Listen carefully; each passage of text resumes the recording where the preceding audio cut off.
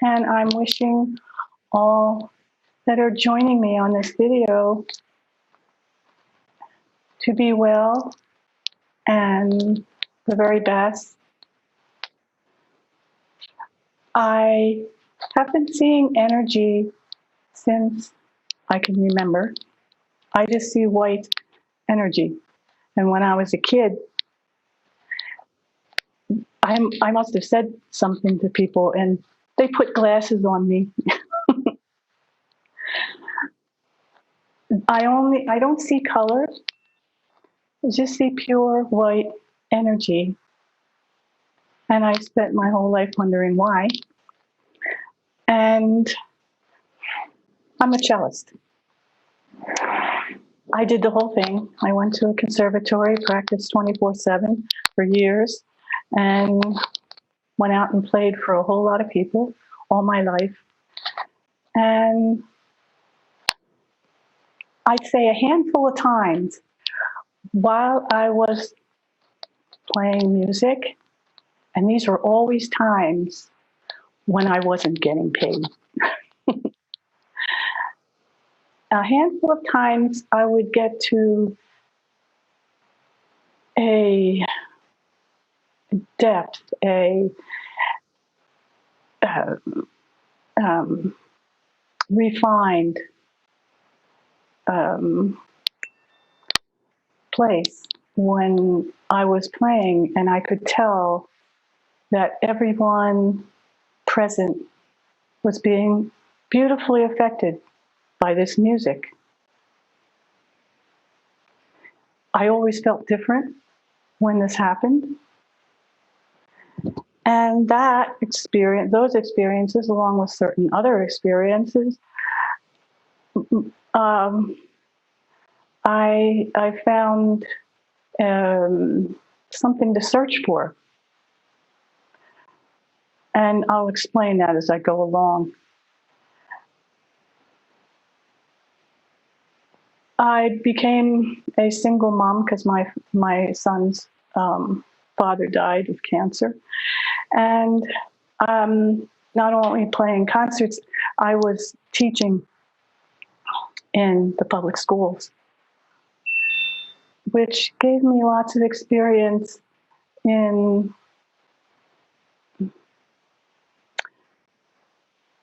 relating to people and sharing also at these levels, these deeper levels. After my son grew up, I founded a chamber music society up in Utah, and I had my own concert series. Somebody gave me a 300-year-old French cello, which was beautiful. And I had a cathedral, all the ambiance. That was my concert hall. We were getting paid. Perfect, right? Right? Nope. Something was missing. I still wanted to know what these experiences meant because I couldn't always reach these levels. And as a matter of fact, I hardly ever did. One day, I turned the car towards south and I picked Sedona to come to. I don't know why. And when I got here, I felt the energy here. And I said, I'm going to live here. And I went back up to Salt Lake City, gathered up all my stuff. It was easy. I gave away my 501c3, my concert series. I had to give my cello back. They said as long as I was playing the concerts, I could have the cello. That was kind of sad at the time, but I haven't regretted it at all. And I gave it all up. I came down to Sedona, and the day I got here, I called up the high school teacher. And it's just something that, you know, when we always have our private students all the time. And I was telling her I was in town, and if she had any kids that wanted to study privately, you know, just send them over, any cellists. And then she told me a story, which was astounding. She told me that the woman who was beneath her in that particular school system, had just gone into a thyroid storm. And when you go into a thyroid storm, they told me, this is the information I got, you die and they have to bring you back. She was in a coma in the hospital. They had just launched this signature program in that school system, nobody to run it. And I was telling her, well, when I was talking to her, I told her, well, I have this credential and that credential and that credential. And so she told me this story. And then she told me, could you please come and talk to us tomorrow morning? Everybody's looking, big donations for this program and nobody to run it. So this is what, the day after I got to Sedona, I started teaching. And you can't say no to something like that. So, and I didn't want to really. It's just that I didn't have any time to unpack. I just started working. And she finally got better, this teacher, and she was able to run her own program. But I didn't know anything about the details or anything that she wanted. Furthermore, I'm a cellist and she was a violinist. There is a difference. But I did the best I could, and she got better. And so I started traveling a little bit, and one of the places I went to was Egypt, and that was a very. I have traveled a bit in my life, but that trip was very. It was an awesome trip. Sometimes I don't have the words. When I came back from Egypt, I started falling asleep at night, and I would wake up in the morning and do 4 and 5 hours of math every day. I'm a cellist. I'm not a mathematician. And when I say I'm doing math, I'm not talking about 3 blocks long equations or anything like that. That would be way over my head.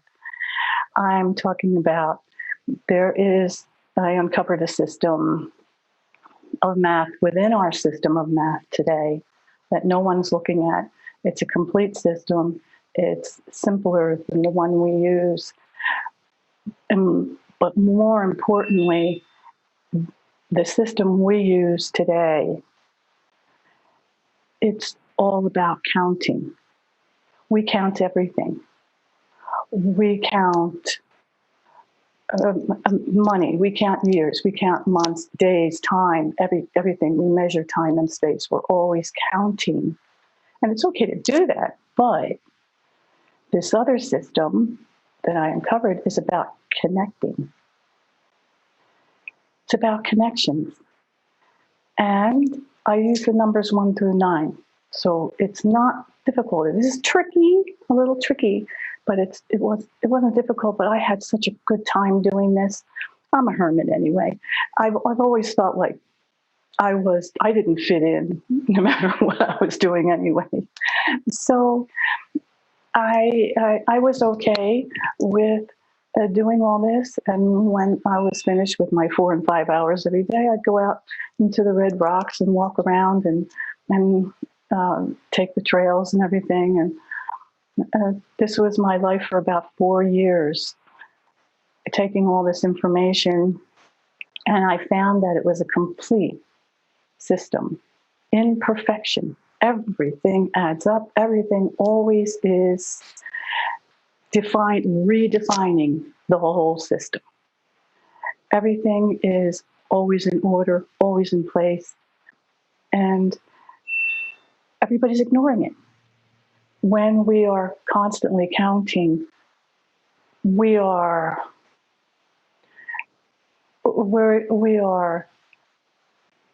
competing. We're comparing. We're judging. We're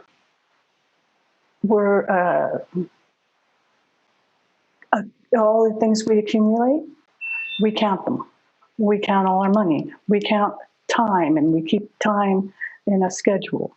And so all our lives are counting. And this system, in this 4 years that I was doing it, actually changed I think some synapses in my brain because I wasn't counting anymore. I always thought in terms of connecting. And so this changes everything. I think it's fine to count and to go, know about that system, to play all kind of, to create in it and everything. I'm all about creation, expressing oneself. But we can't just deny something else that's there that no one's paying attention to, that is very much a part of our reality, our being. And so I started doing all this work for about 4 years, and I moved out of this one house I was living in by myself, and I moved onto a farm where I was having lots of fun. There were animals and solar energy and gardens, and so the woman who owned the farm, she got very sick, and she, I think she thought she was going to die, and she wanted to have this tea party. And I helped her set up the tea party and everything. She wanted me to play the cello, and one of the people she invited was Thea Ivy. I got to know Thea and started meditating, which I had done before in my life. I started meditating when I was 19 years old. My mom thought I needed to relax, so she sent me to do yoga. And they taught me to meditate. And and then I did TM for a long time. I did transcendental meditation for a long time. And but back to our tea party, when I met Thea, we started meditating together, and she told me about Mohanji, who I had no clue who Mohanji was. And he was coming into our country. He was coming into the United States. And they were going to have a retreat and everything. And so I think I was the last one to know about this. I was the last one who signed up. I was the last one to get the airfare going and everything. But I did get there, and I found myself at the Dallas airport.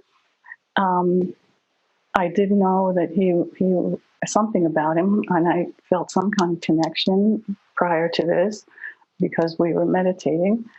And I was standing there wondering, what am I supposed to do here? I'm standing here. I'm going to welcome a holy man to this country. And I know he had been there before, but what am I supposed to do?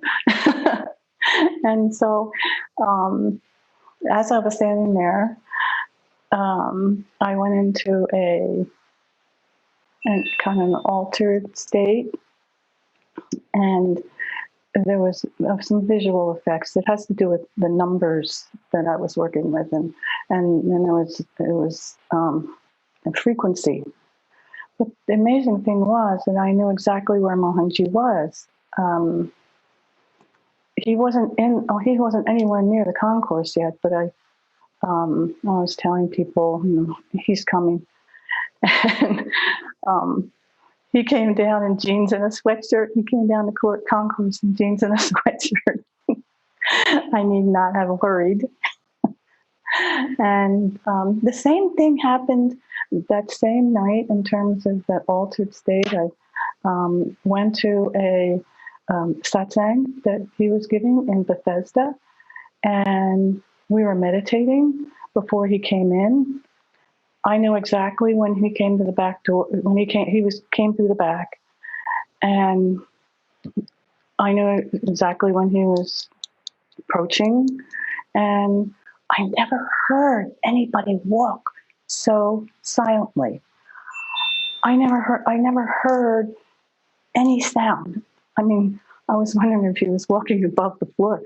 And he stopped right before he got to each row, and he was um, um, connecting, is a word, with all the people there.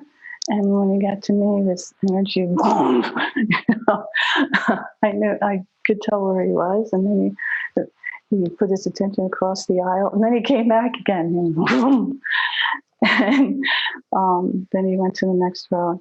We all still had our eyes closed, and I knew he was going to be up on the stage when we came out of meditation, and he was. But I never heard anybody walk so silently. If I didn't know, I wouldn't know he was in the room at all. So anyway, we went to Virginia for the retreat, and wonderful things happened there. We had a Homa ceremony. It's the first one I've ever had, and I got to talk to Mohanji a little bit, and he gave me a mantra to help me, and that was a really, I use it to this day. I do it to this day, and everything that Mohanji talks about really absolutely coincides with everything I was channeling, every single thing.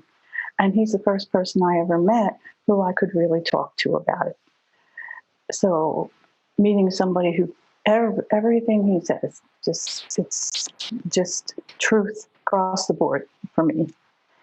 And so I came back and continued connecting with Mohanji, and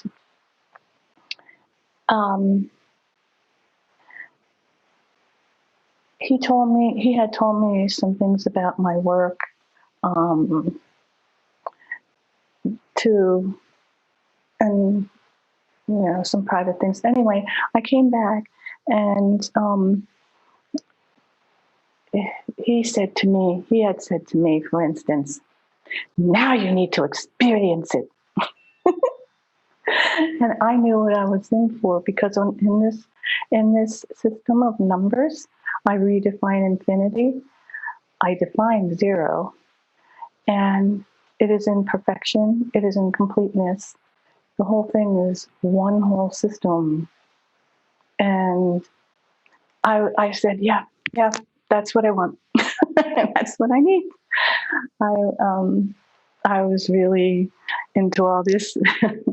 That's what I had been looking for. And so, because it's all intellectual, if we don't connect in me, we don't get the experience of it. And that's the connections. And so this was a blessing to me. A year later, before I get to that, when I was living on this farm, I was becoming a vegetarian anyway. I really hadn't eaten meat or anything in a long time, fish or anything. But I had some experiences with domestic animals. And that's when I became vegan. Because these animals, and I was very good at taking care of this farm. I mean, I was having a lot of fun learning how to milk the goats and feed the chickens and take care of them all. And I was so good at it. When they went on vacation, they would leave me to run the farm. I'm a city girl. I'm from Philadelphia. I was a conservatory girl. Okay, I had to learn to do all this. But this, I also have. I've been connecting with animals. I have wolf friends, wild wolves that I help out with, because the woman who owns it's a refuge, a wolf refuge, and she is going blind, and it's hard for her. So I've gotten to the point helping out with the wolves. I can go in to the enclosure. She doesn't have to worry about it. They know me. I know them. I think I'm part of the pack. And so, which is actually very, it's very, it's much deeper than you think. Um, they are they are very, very, very dedicated to their pack. And so I learned about the wolves, and I connected with them. And as much as I think, because of this refuge, these wolves were going to be killed. They had to go to live in this refuge, or they'd be dead. So, as difficult as that is, when I was on the farm, these animals have it, I thought, even harder, because all their lives they don't make one choice, not one. And their babies are taken away from them so that we can get the milk, and what eggs there are that could hatch that are fertilized, they won't hatch, and because we're always picking them up and everything. I looked. Okay, so I used to even help with birthing these animals. They call it kidding, and one of these goats was kidding. It would always happen like in the middle of the night or something. The whole household would wake up, um, and they're very cute little goats, and they were both males. Nobody wants male goats, and so they killed them. And I looked into that mother's eyes, who had these baby goats, and I knew I would never drink any more goat milk or cheese or anything like that. It was the same with cows. And so I became vegan. And this was before I actually met Mohanji. And so after all this, I became an acharya. I went to Canada, and I took the Kriya initiation and did the training to be an acharya, and also my tree. I did all this in a few months, and got to spend some time with Mohanji. And so, how did this affect me? I'm so closely connected to Mohanji now. I'm having these experiences of being with the masters, and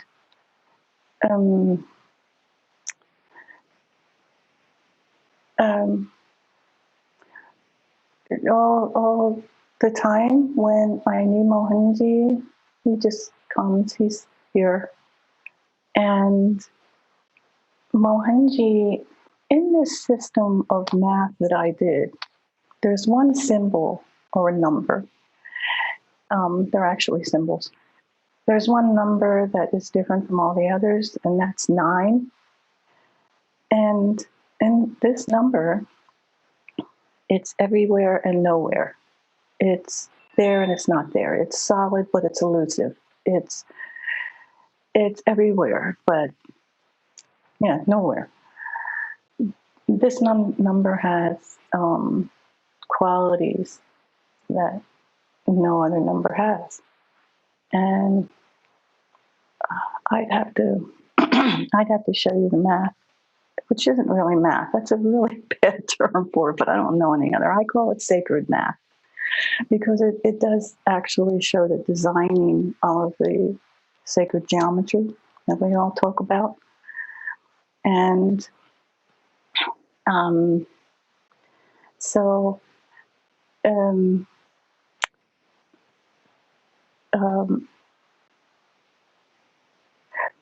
when connecting with Mohanji,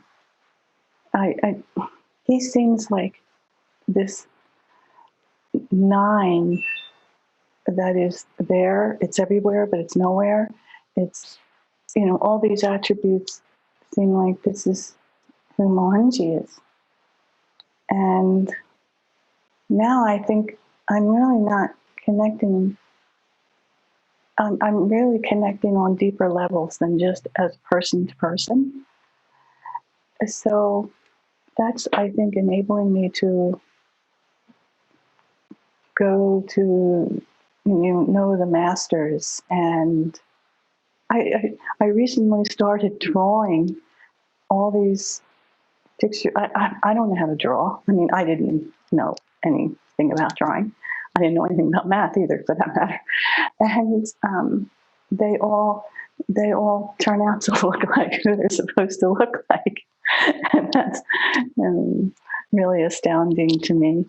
My life for the past 5-6 years has been astounding anyway. Every day something new happens, and I'm like, what? It just changes things. And so I've been doing these drawings. Also, I came up with a musical system out of this sacred math. Not the one we have. The scale is really different. If you know about scale lines, this one goes.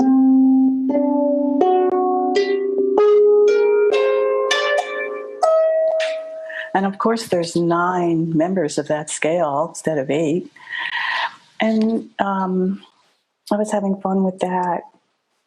One day, I was sitting in a restaurant here in Sedona, and a big statue of Tara was just like on a shelf over my head. And I was really enjoying her. And I was texting somebody here who's a very close friend. And she knows Mohanji and Devi. And while I was sitting there, I must have been tuning into her like I do the masters. And I turned off the internal dialogue. I wasn't talking to myself for once. And I realized I'm not really breathing here. And she said, this is our natural state. All it was accepting. And every time, bliss. And I stayed in that restaurant for like 3 or 4 hours. They changed shifts, the waitresses and waiters. So they didn't know how long I was sitting there. I was like in the booth with my back. The booth came above my head. I didn't know how long I was sitting there. And I was just meditating in this place for, a long time. And so I was texting my friend, and I want you to know that this is attainable. This state, it is attainable. If I could attain it, so could everybody. And it's a beautiful place to be. I've even done it coming out of my sleep, or when I go to bed at night, and I'm in this state, So you're not sleeping anymore because it's only one consciousness. And so you're not sleeping anymore. And so I wanted you to know, without Mohanji, I don't know whether I could have done all this.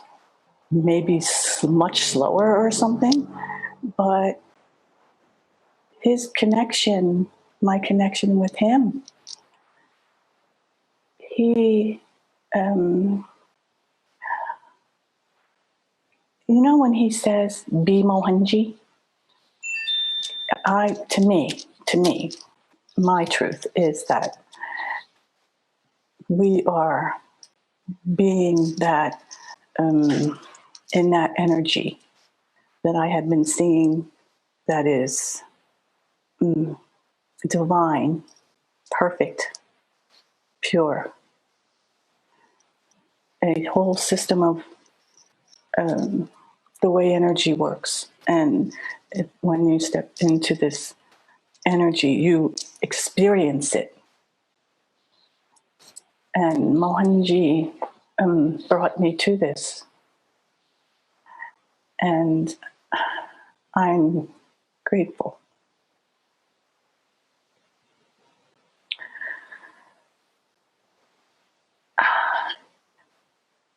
Gratitude is mine. We all have this uniqueness. My uniqueness isn't going to be yours. You have something totally different that you do. And you're like the drop in the ocean, your uniqueness. We are the drop, and we are the ocean at the same time. This is how this system gets a little tricky, because we're used to everything being black and white, everything being linear, everything being the same. And it isn't. It's connecting, it's moving. Nothing ever stands still. All is connected, but nothing is exactly the same. If I'm a twin, I'm an identical twin. And if I had my twin sister sitting next to me, we were so alike when we were kids. My own mother couldn't even tell us apart. If we just sat there and didn't say anything, didn't do anything, she couldn't tell us apart. She could only tell by our personality how we did things and the way we did them. But we realized, and we went through a whole lot to realize this when we were teenagers, we're two different people. We grew up like one person, kind of. We knew we were two, but we grew up like one person. And this is kind of the tricky thing that I'm talking about. And we are the drop in the ocean. We have a uniqueness that is just ours. There is a beautiful, wonderful you. There's nobody like you. There never was. There never will be. Time and space and self defies that.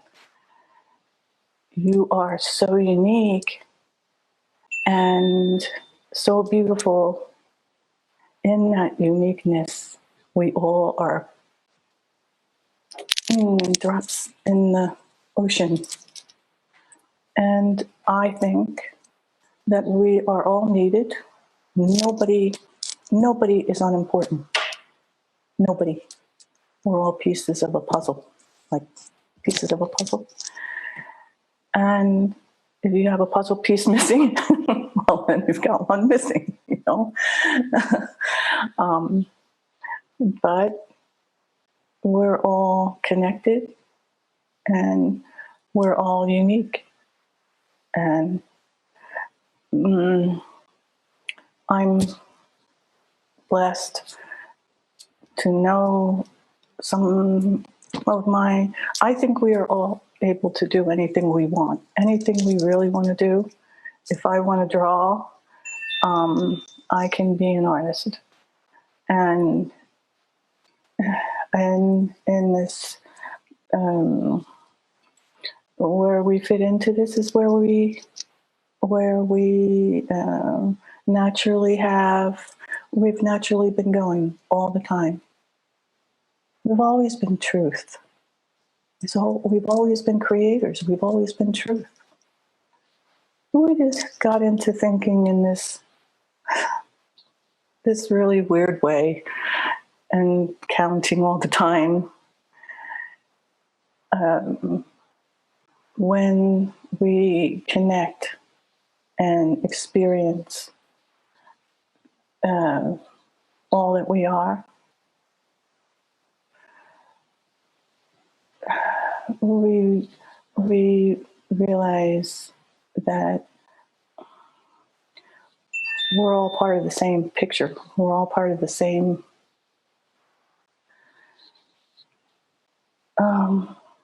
I don't want to use the word God, divine energy. And so it is with gratitude that I think of Mohanji. I would never have had these experiences. But he was the one who said to me, you need to experience this now. Because it was all just intellectual. It was all just academic. I was having a great time. I was having great fun with these numbers and everything and deciding this whole system, which I could never do myself. So I had to bring it out of my sleep, think about what I was doing there, and download it or channel it or something. I never knew this system existed. I would never be able to make it up myself. And so I am grateful I'm grateful to have this information. I am grateful to be able to, and I'm kind of getting a push to get it out there. I'm really a hermit. I've really learned to be a hermit. I love my drawing. I love my music. I love my math, sacred math. But it's not about being in a cave and doing these things all by yourself. And so it isn't easy for me to get out there. I had the worst stage fright than anybody on stages when I was a cellist playing for all those people. Are you kidding?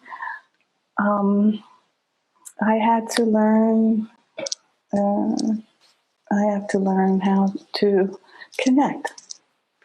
So I have it on such a beautiful level that it's not frightening anymore. And so,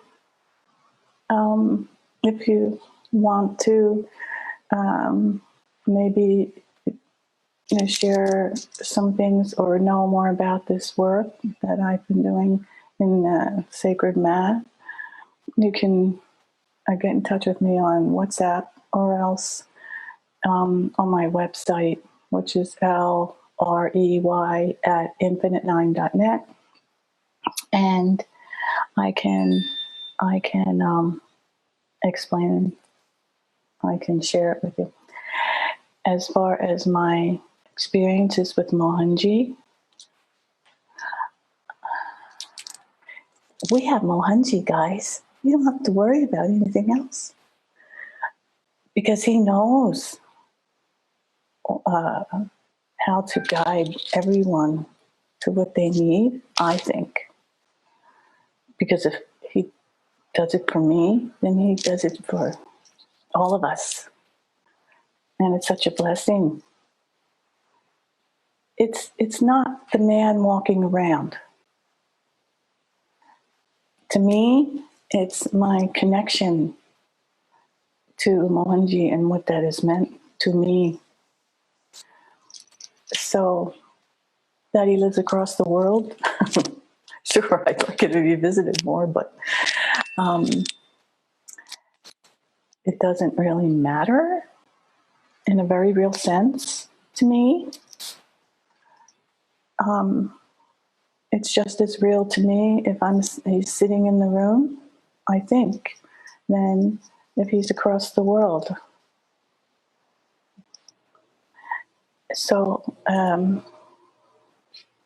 I really would like to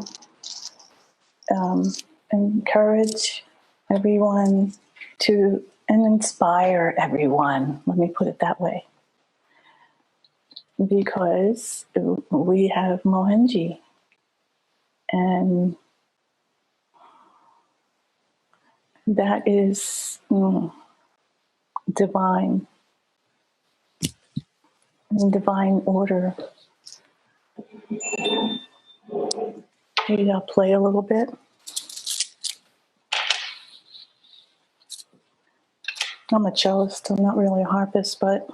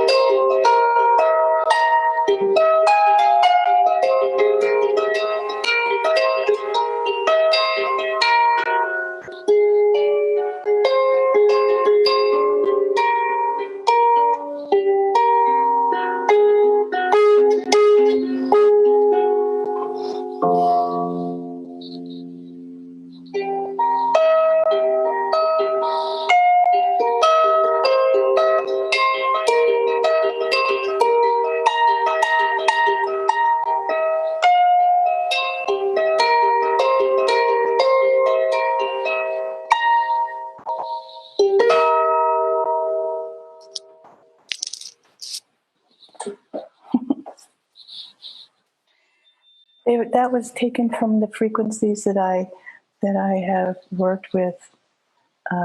It's not the same as we're used to, but I think it's really good for us to hear these frequencies and to connect with them. So I am going to leave you with the prayer and the thought, a prayer that we can all connect as one, and that we will all be able to share with each other and put these pieces together, and it will really help each other. I love you guys, and this is attainable.